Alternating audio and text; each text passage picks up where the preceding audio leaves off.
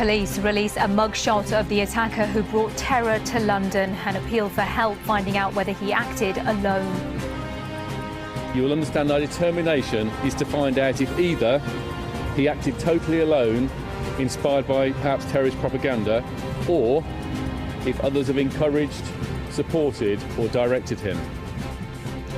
Details emerge of Khalid Masood's past and his movements in the hours before he launched his rampage. You can stand next to somebody that is totally, perfectly normal, articulate, polite, presentable, and the guy's on his way to commit mass murder. President Trump suffers a humiliating setback as he's forced to pull his plan to repeal Obamacare. Plus, inside, though, you can see that they have packed it, stuffed it full with gas cylinders and explosives. we report from the front line in the battle for Mosul on the growing humanitarian crisis. Hello, good morning. Police in London have appealed for the public's help in finding out whether the man who murdered 4 people in Westminster acted alone. 11 people have been arrested since the attack. 6 of those have since been released without charge. Scotland Yard released a picture of Khalid Masood. As it emerged, he was communicating with someone on WhatsApp just before he launched his rampage on Wednesday afternoon. In a moment, we'll have the latest on the emerging picture of the killer's past and his final movements. But first, our senior correspondent Michelle Clifford reports on the sprawling police investigation and the fallout from the deadliest terror attack in Britain for a decade. This is the British-born killer who brought terror to the heart of London.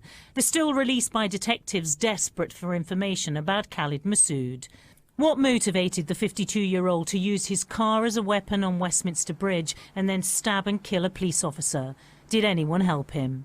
Sky News has learned that he was active on his WhatsApp account 3 minutes before he started his rampage. Look at the time. It says 14:37. Was he communicating with someone? Our investigation focuses on understanding his motivation, his preparation and his associates.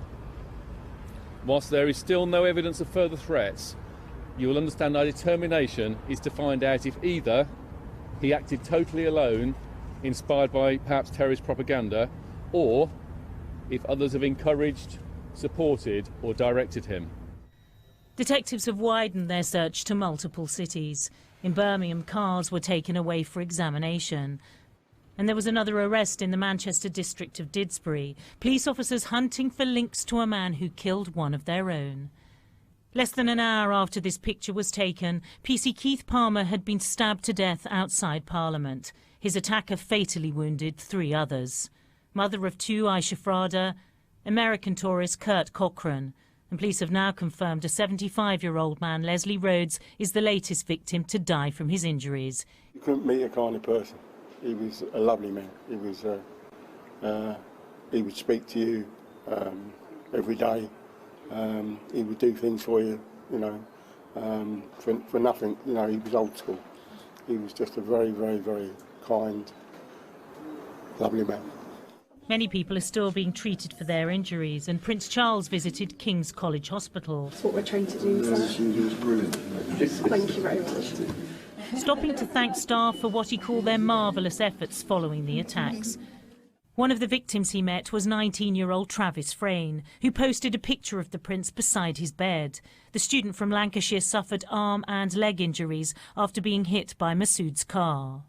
But it was the psychological damage inflicted by terrorism which religious leaders addressed as they came together in London. Because it is a moment of sad reflection, but also a moment of determination for our nation together. Imams joining Christian and Jewish leaders in condemning an attack carried out by a Muslim convert. If the attacker here did do this in the name of Islam, what would your response be as an imam? It doesn't matter, because the person who killed Joe Cox was not speaking on behalf of Christianity or the people of Yorkshire or Leeds. Neither will I judge people of his faith by his actions. It was the Muslim mayor of London who laid flowers outside New Scotland Yard. Sadiq Khan has called on Londoners to be strong and stick together in these challenging times. Michelle Clifford, Sky News in London. People who knew Khalid Masood as a younger man have told Sky News that there were signs he had a violent streak, but they never thought he'd become a murderer. Others who met him at his hotel the night before the attack described a polite and even jovial character. Nick Martin reports now on the schoolboy footballer who became a killer. Khalid Masood grew up surrounded by the English countryside. It was an idyllic backdrop to an otherwise ordinary childhood. Police say he was born Adrian Russell Ajayo. This is him as a schoolboy in Kent, smartly dressed in blazer and tie. And in another picture on the back row, he cuts a tall, athletic figure. It is a world away from the killer he would become. He left school and got married, and for a time he worked here, the company his wife's family owned, selling cleaning chemicals. He also used several aliases, including Adrian Elms. For a time, Khalid Masood lived here in the small village of Northiam in East Sussex, a quiet place with a village shop and a pub. The people who live here say they remember him quite well, and that is in the main down to two particular incidents that took place in this village. The first involving the local pub. After a drink, he slashed the landlord's face with a knife after an argument. The second incident, again after a drink, I'm told, he walked down this street and smashed up his neighbour's car. But despite those two violent incidents, the people here say there was nothing to suggest that he would go on to become a brutal killer. In the local shop, the headlines on the rack are all about what happened in Westminster. Nigel, the owner, remembers Khalid and his volatility. Maybe violent, you know, when you had a drink, but it doesn't mean you're going to go and run someone over on Westminster Bridge, does it? I mean, I think when he was in jail, he must have been radicalised, wasn't it? Something happened, but long after he left Northiam. In fact, we know now that Khalid Masood had several run-ins with the law. He was convicted in November 1983 for criminal damage. Then, in 2000, he was charged with the assault on the pub landlord, and 3 years later he was back in court, convicted for carrying a knife. In the run-up to the attacks, we know he stayed in this hotel in Brighton. Police have since stripped the beds, taken the trouser press and the toilet roll holder as evidence. But the owner and the guest who briefly met him had no suspicions at all. He was a normal guest, very friendly. He was, as I said, talking to my receptionist in a friendly manner. He was talking about his background, where he come from, and as we picked up his address in Birmingham, so we asked him about what he's doing in the south. He said he's visiting friends. I had said, excuse me, I just need to ask a quick question. And where he stepped aside and he was polite, smiling. It is still unclear what made him do it. The moment here that Khalid Masood was shot dead by police in Westminster is the moment that his life ended. Nick Martin, Sky News, East Sussex. Most Muslims who commit terror offences are converts like Khalid Masood rather than born into the faith. Well, today, a leading community representative told Sky News people are increasingly radicalised in prison and the government needs to do more to stop it. Lisa Holland has been exploring what can be done to prevent radicalisation.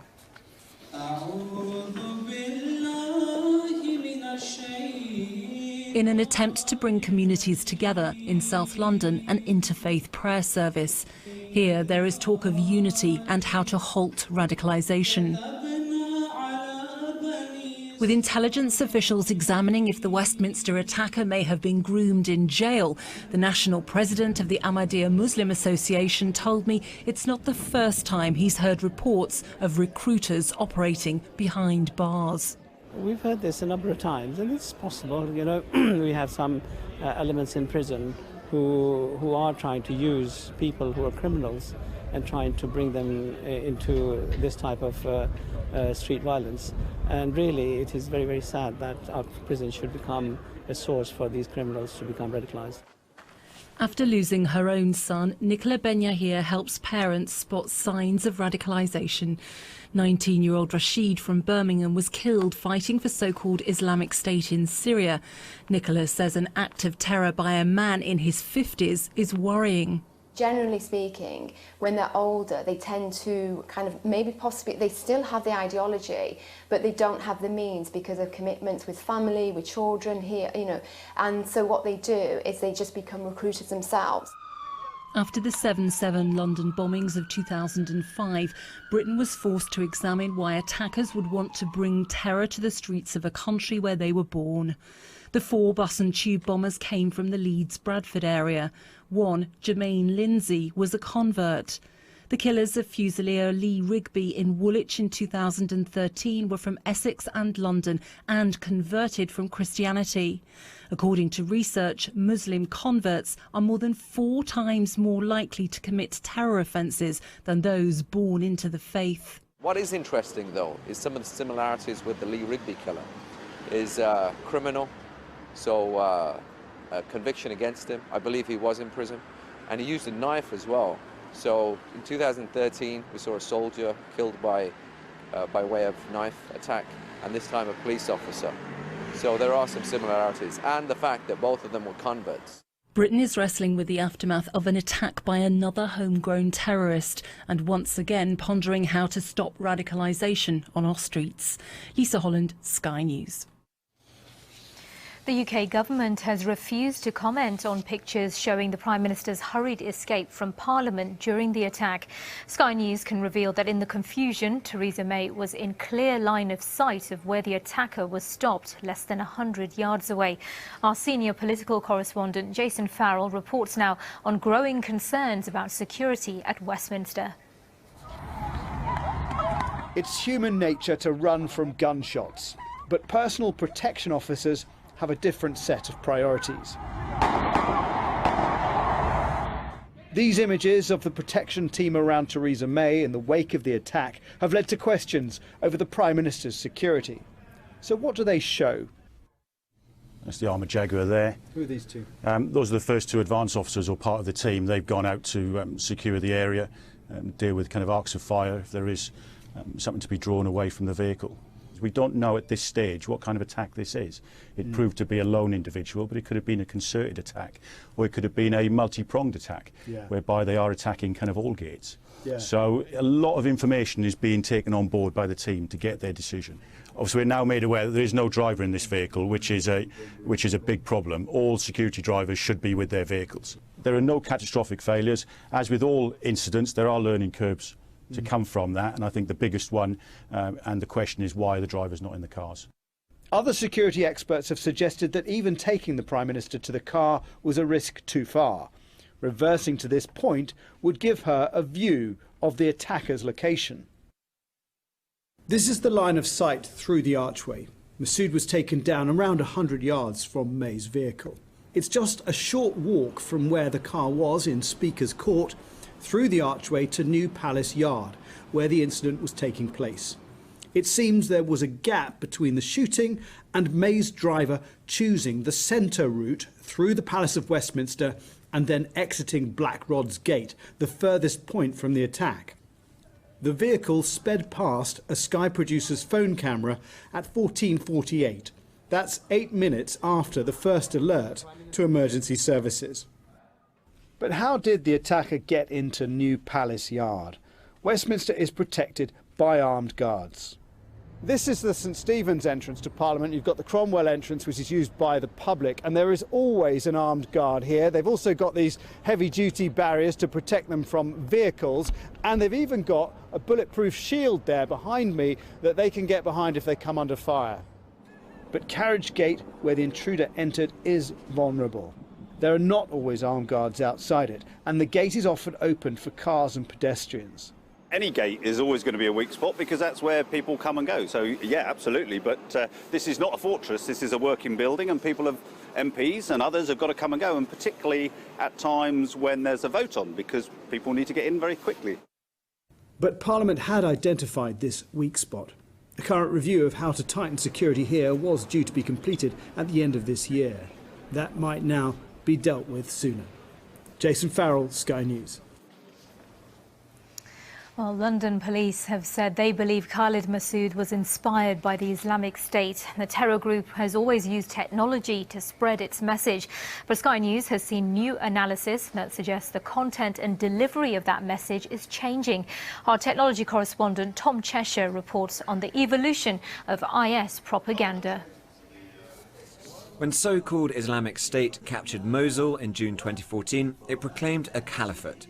It used the city as the staging ground for an unprecedented information war, one to inspire attacks across the world. But Sky News has learned that as the so-called caliphate has shrunk in Iraq, so has the digital version, by 36% over 2 years, according to an analysis of IS's secret communication channels. That doesn't mean its propaganda is any less deadly, though, as the Westminster attack shows. Instead, it has adapted. For Islamic State, propaganda is everything. If you look at its actions through the lens of propaganda, it all begins to make sense. Their most atrocious acts, their most counterintuitive operations, they all suddenly begin to fall into place. It's all about ideology, perpetuating that ideology. And in that sense, propaganda and terrorism are one and the same thing for the Islamic State. In 2015, during February, IS put out 892 pieces of propaganda, photos, videos, written reports and audio. The corresponding month this year, though, IS put out only 570 pieces online, a drop of more than a third. And the type of content has changed. In 2015, IS didn't focus on beheadings or jihad. 53% of their output was dedicated to depicting IS as a utopia. Only 39% was about war. This year, those swapped. As coalition forces moved in, 80% of IS's output was about jihad and only 14% about utopia. Sources in UK counter-terrorism confirm that the quantity and quality of IS propaganda has declined, but that their focus has shifted to lone wolf attacks. This London startup uses tech to counter those messages. What needs to be done to a certain extent to counter ISIS and Daesh is to mimic their tactics, to actually identify individuals that are vulnerable and engage in one-to-one conversations with those individuals. It's hard work, but with modern technology it can be done. And the only way we're ever going to really turn the tide on this is if we start to do that kind of hard work in the digital space in the exact same way the extremists are doing it. Islamic State has always used technology to spread its message. It used to be Twitter and YouTube, thousands of videos. But when it was forced off those platforms, it was very quick to embrace secret, encrypted messaging apps like Telegram. That means it doesn't reach such a mass audience, but the people it does reach are a lot more determined and a lot more difficult for the security services to spot. The attack on Westminster was much less elaborate than the ones, like Paris and Brussels, directed by IS itself. But it shows the reach of the group, a reach that will outlast the so-called caliphate. Tom Cheshire, Sky News. You're watching Sky News. Stay with us. Coming up, the residents caught up on the front line in Mosul.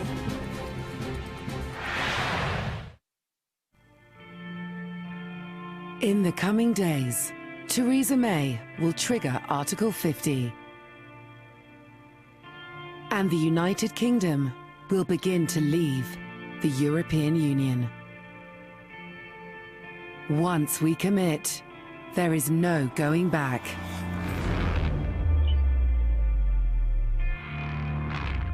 Brexit begins. Continuing coverage on Sky News.